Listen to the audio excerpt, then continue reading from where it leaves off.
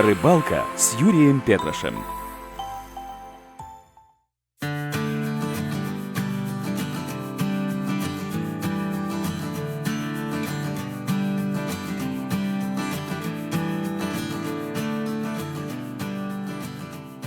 Доброе утро, дорогие друзья! Сегодня третий день мы в Норвегии, и по погодным условиям не удается выйти, потому что сегодня сильный ветер, а здесь под словом «сильный ветер» подразумевается действительно сильный ветер, большая волна.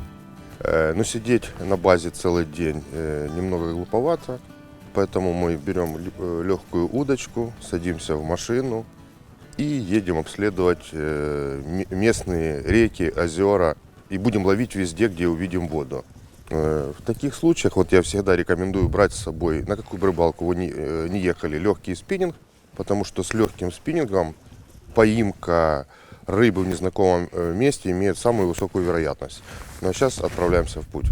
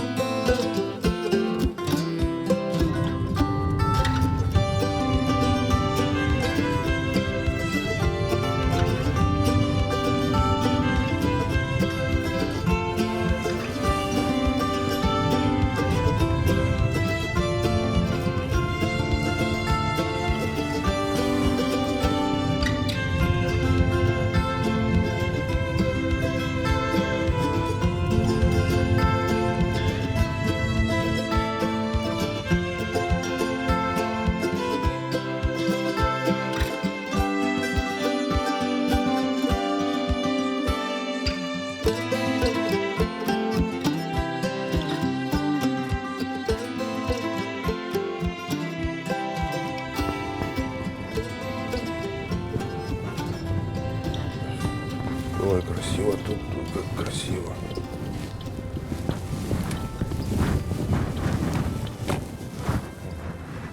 Вот сейчас, проехав 5 километров от базы, вот развернулась перед нами вот красивейшая картина.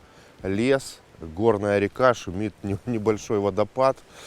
Красивейшая речка, вот красивейшая. Я вот, даже если ничего не поймаю, походить вдоль такой речки для жителя мегаполиса это безумное счастье. Мы сейчас туда отправимся, будем ждать поклевку с каждого заброса. Настроение класс.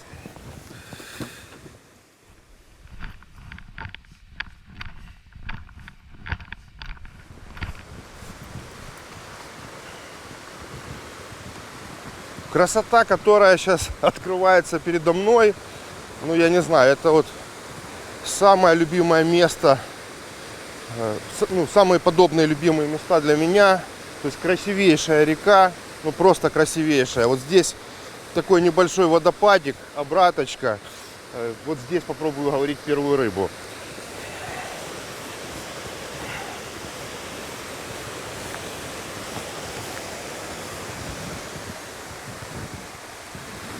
Итак, мы стали у подножья водопада. Первая приманка, которая полетит в воду, это, конечно же, вертушка. Вертушка для подобной рыбалки самая универсальная приманка. Надо иметь немножечко опыта, чтобы проводить ее в таких местах. То есть здесь не нужно перебрасывать всю реку. Здесь нужно посмотреть вот небольшие такие как бы места, где она может пройти, правильно подать приманку, провести и тут же вымотать. Ну, не будем терять время.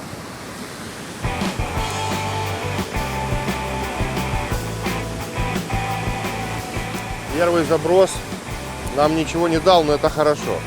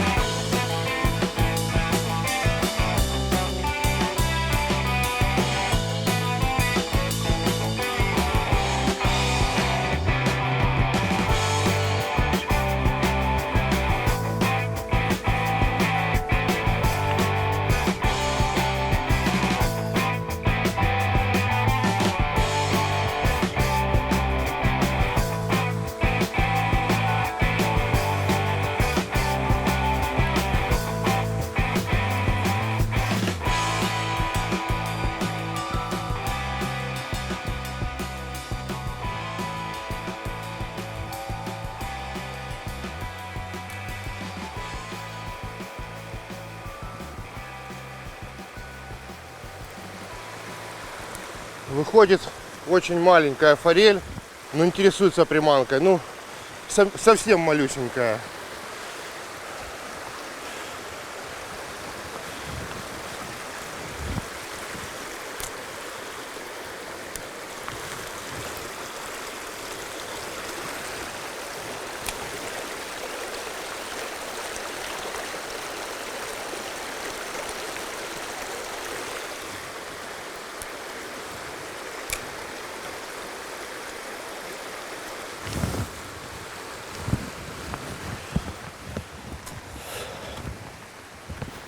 Погода опять, начался дождь.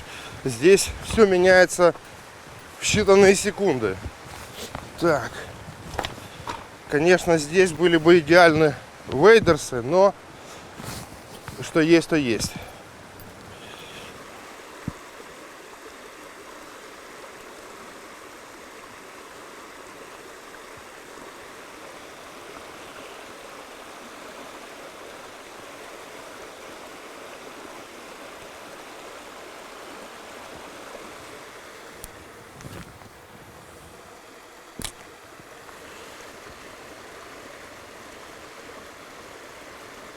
Ух, торчит!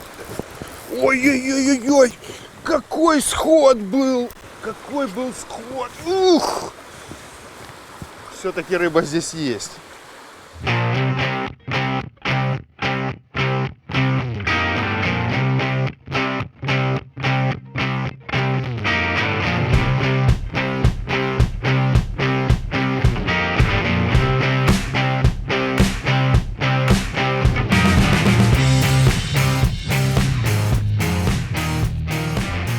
Я не могу описать словами, что со мной сейчас происходит.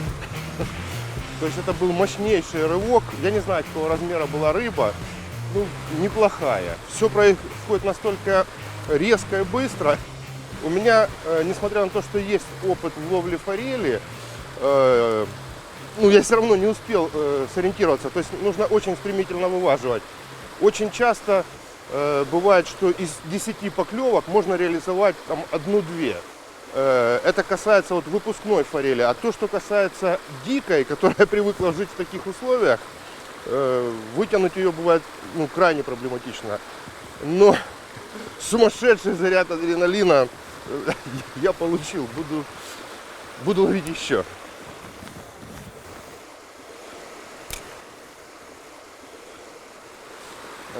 В 2 словах хочу рассказать о месте, где я получил первую мощнейшую поклевку. Здесь идет достаточно быстрое течение, и вот уже такой слив, и перед ним вот уже начинается спокойная вода. И здесь вот четко видно границу быстрого течения и спокойной воды. И вот в таких местах обычно караулят достаточно крупные особи, собирая легкую добычу, которую приносит река. И вот в этом месте я вот пробросал 4-граммовой вертушкой, поклевок не было, но я увидел выход рыбы. И поставив вот из тех, которые у меня были, самую маленькую, это там вертушка 3 грамма, буквально на втором забросе была мощнейшая поклевка. Очень сложно описать эти чувства тем людям, которые никогда не ловили форель. Ну, форель, особенно дикая, ну вот она сумасшедшая, она сразу взлетает влево, вправо. В общем, класс.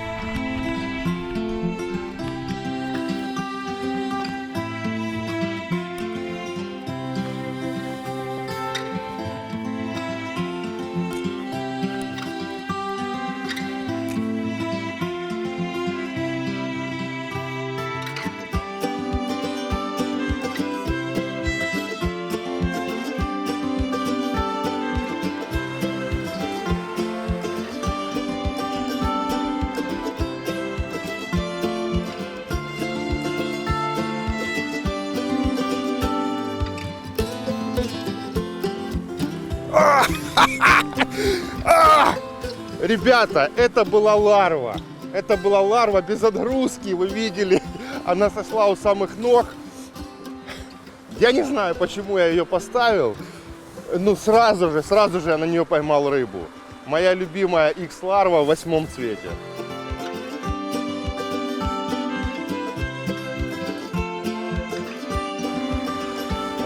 Я стоял немножечко выше, бросал вертушку как бы вниз, и она, спускаясь по течению, тянул к себе. Заработал поклевку, исход хорошей рыбы. Потом, после нескольких забросов, ничего не происходило, и я решил стать немножко ниже и половить на снос. То есть бросаю приманку чуть выше по течению, без грузика, и ее вот как бы сносит. В качестве приманки, естественно, я выбрал свою любимую X-ларву.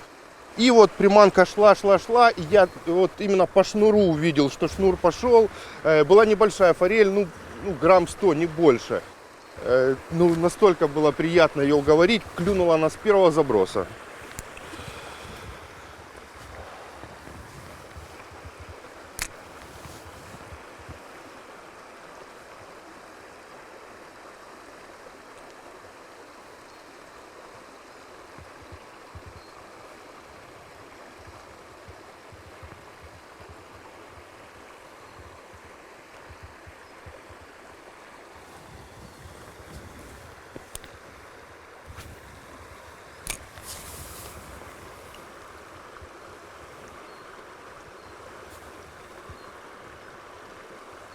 Проводка вот как бы приманку сносит, и вы ее слегка вот как бы приподнимаете, вот просто проверяете, не зацепилась она за что-то или нет. Конечно же, здесь наличие поляризационных очков необходимо, но я, блин, забыл, еще и солнце слепит. Ну, такую приманку закинуть, конечно, крайне сложно без грузика, но, как показывает практика, дальние забросы особо и не нужны.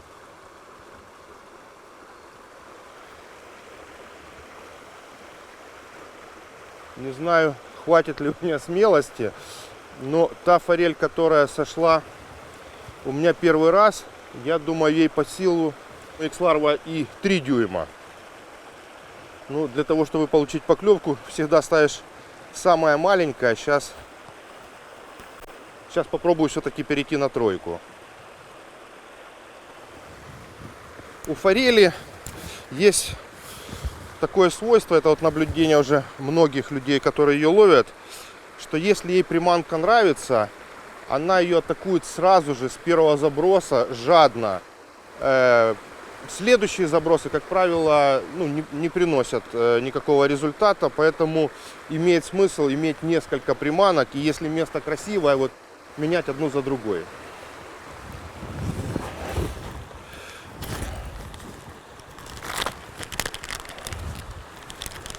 Попробую поставить классическую ларву.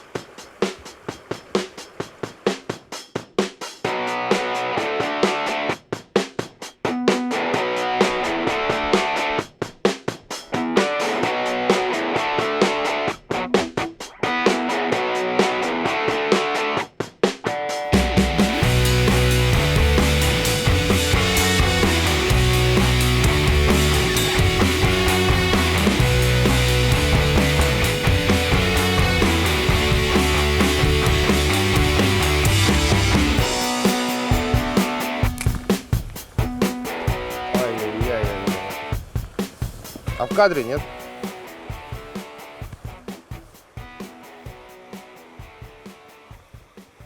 Вот здесь за мысиком несколько раз выходила рыба. На вертушку она не реагирует, а неотгруженный силикон туда добросить нереально. Поэтому сейчас перейдем, я думаю, в очень ледяной воде на такой как бы островок. Подкрадемся и попробуем подать ей нашу любимую ларву. Сейчас водичка такая. Здесь надо быть очень аккуратным, потому что камни с травой, они очень скользкие. Поэтому надо быть внимательным.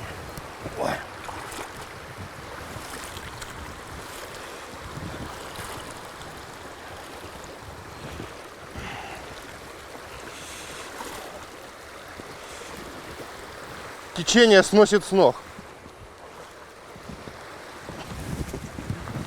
Мы на острове.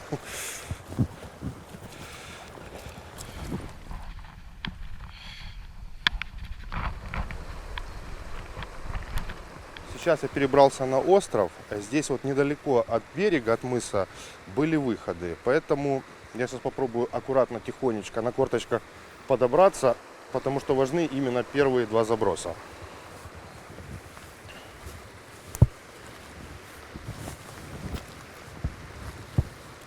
Здесь важно не доходить до самого берега, а попробовать. Вон вышла рыба только что.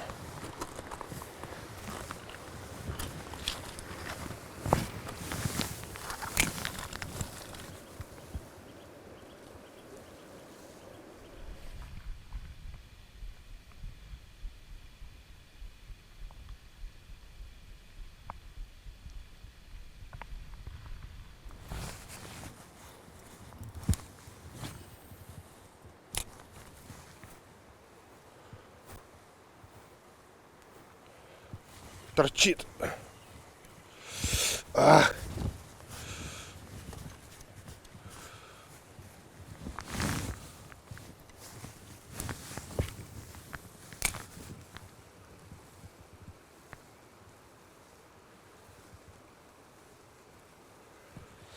Не удалось нам тут уговорить форель, перестала она выходить, видимо, мы ее напугали, потому что солнце немножко в спину и тень от меня вот идет в то место, где надо ловить. Поэтому, скорее всего, она насторожилась. Возвращаемся на другой берег и пойдем вдоль другого берега искать следующую форель.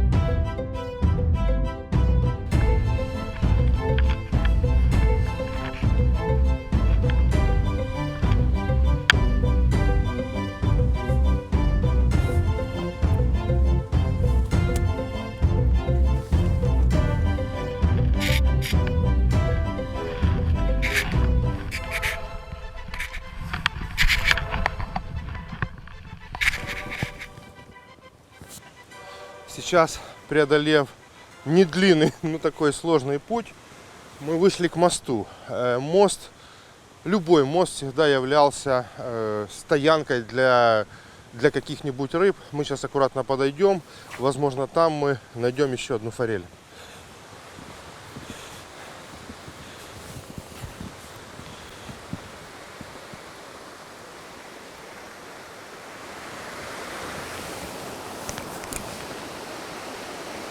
Ух ты, ай, сразу была поклевка. сразу же была поклевка.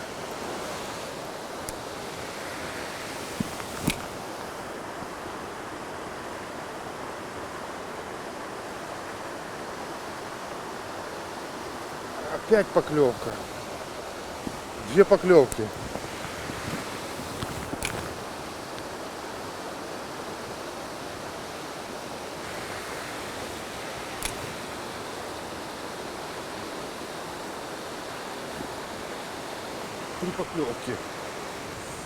Три поклевки, ни одной реализации. У меня по старинке стоит тоненький тройник безбородок, потому что последний раз, когда я ловил форель, ее для того, чтобы не травмировать, надо было ловить крючками только безбородок. Но сейчас я попробую поставить нашу ларвочку, и, может быть, с ее помощью смогу уговорить рыбу.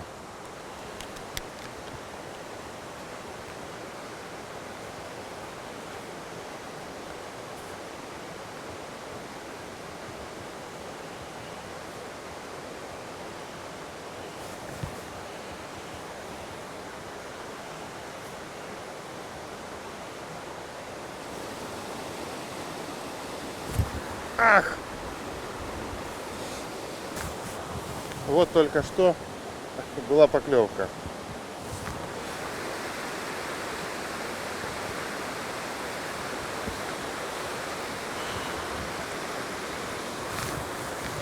Так, ну что, удалось нам здесь заработать несколько поклевок, таких ярых, но рыба не засеклась. Мое предположение, что очень маленькая. Пойдем дальше.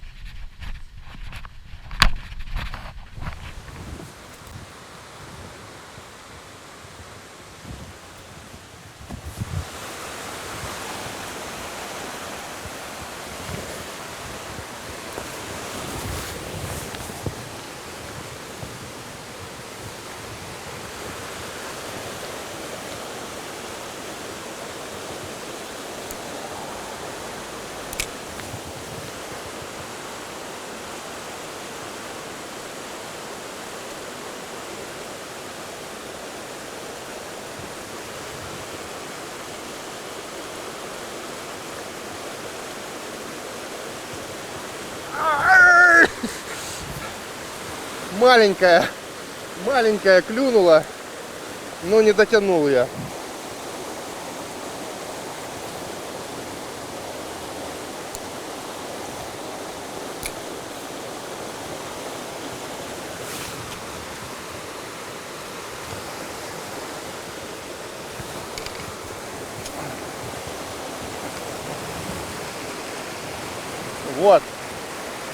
Вот первая рыбка, которая все-таки у нас в руках.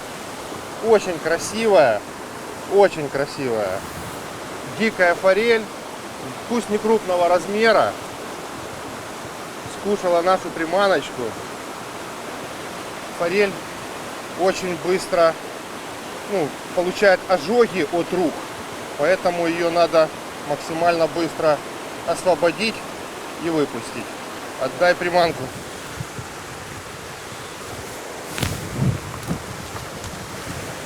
Здесь идет сумасшедшая струя, и вот под самым мостом такой маленький приямок, обраточка, и вот ларву абсолютно без отгрузки.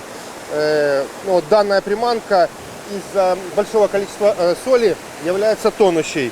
И вот она медленно погружалась в этот омут, и форель не выдержала. И это была первая форель, которая оказалась у нас в руках.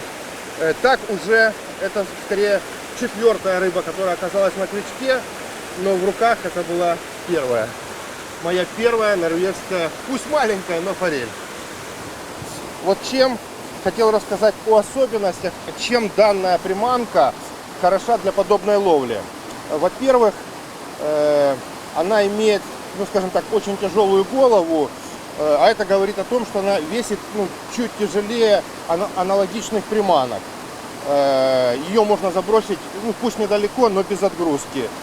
Также она напоминает насекомое, это привычная еда для форели. И такая приманка, ну вот она нравится рыбе вот по всему миру, неважно, большой рыбе, маленькой рыбе. Все зависит от того, ну, вы подбираете размер приманки. Также хочу сказать новичкам, что вот данная ловля, она не требует особого мастерства. То есть вам нужно только научиться забрасывать маленькую приманку, а дальше не нужно делать никаких проводок. То есть приманка сама по себе вот идет по течению. И именно вот такая подача, ну это ловля, похожая на нахлость, нравится рыбе. То есть за счет того, что она тонущая, вот она как суспендер в толще воды вот опускается, и форель не выдерживает и атакует. Вот мы забросили и просто ее держим, и там течение само с ней, ну, делает что угодно. И если вам видно шнур, поклевку, если слышно не в руку, то видно по шнуру. И вот иногда мы вот просто приподнимаем для того, чтобы, если приманка на дне, ну, дать ей возможность дальше двигаться. Я убежден, что здесь не одна рыба, но, видимо, поимка первой заставила насторожиться остальных. Такое место стоит оставить, подняться выше по реке, а на обратном пути обязательно зайти и еще раз его проверить.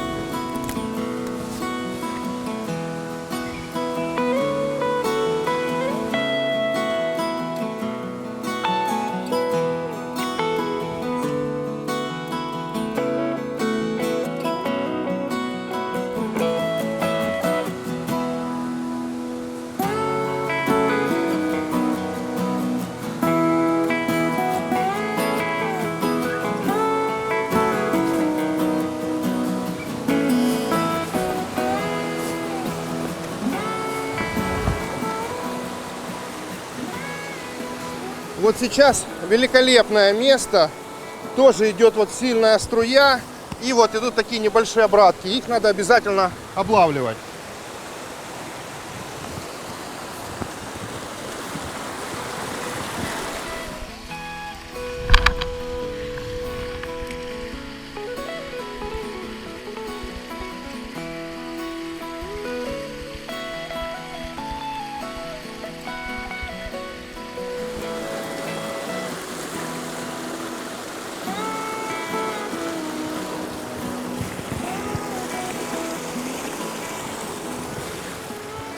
Еще одна!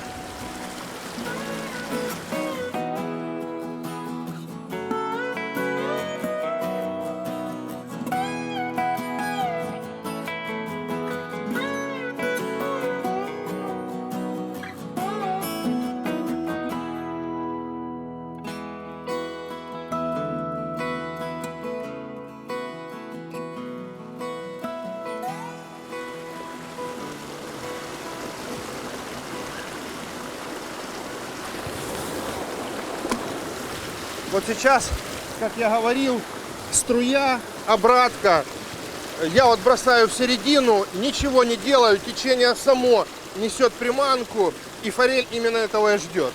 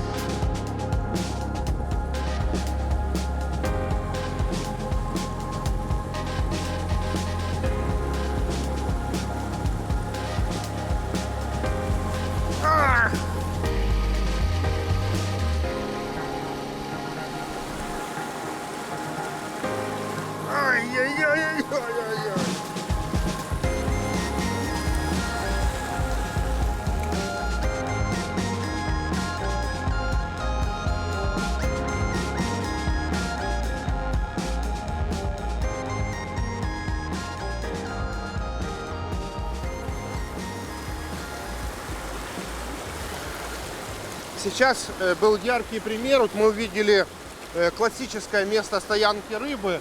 Это граница быстрого и спокойного течения. Вот именно в таких местах в большинстве случаев стоит форель. То есть она вот стоит на спокойном, на границе, и только на сильном течении появляется какая-то еда, она тут же выскакивает, хватает и опять возвращается в тихое место, чтобы экономить энергию.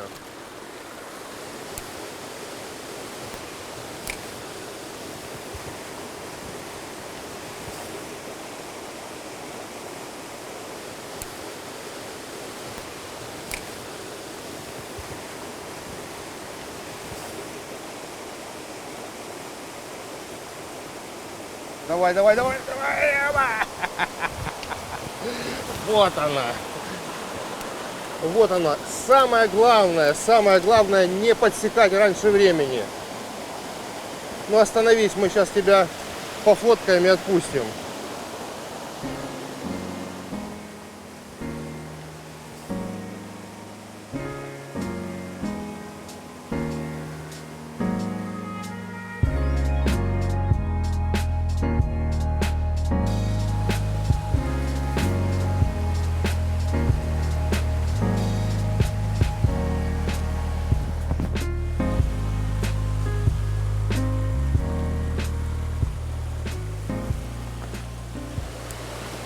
Очень неудобно ловить, приходится изощряться, чтобы забросить, но оно того стоит. Самое главное не поспешить, дать возможность, чтобы она вместе с приманкой схватила, развернулась и пошла, потому что иногда она просто пощипывает, и вы выдергиваете у нее из пасти.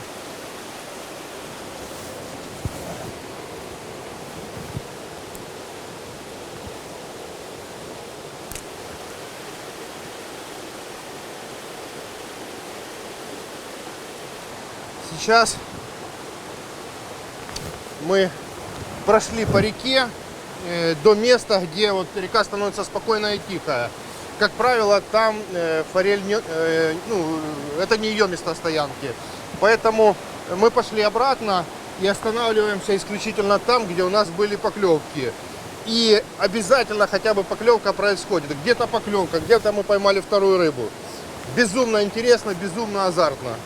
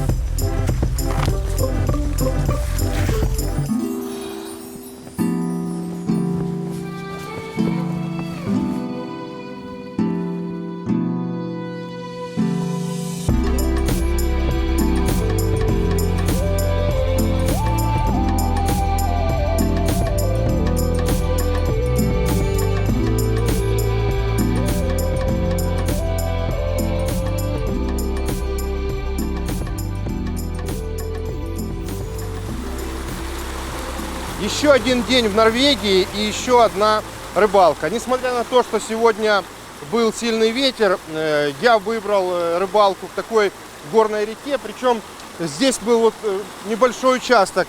Вот немножко ниже идет вот широкая спокойная река и выше. А вот такой участок небольшой вот со скалами, с водопадами.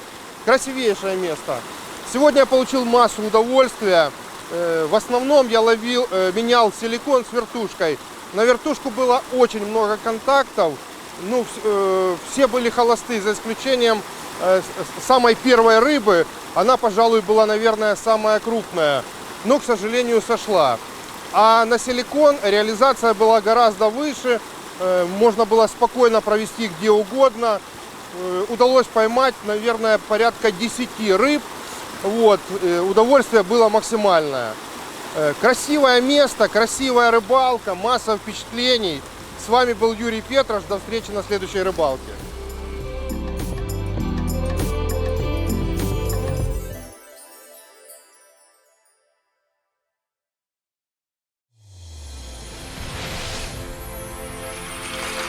Рыбалка с Юрием Петрошем.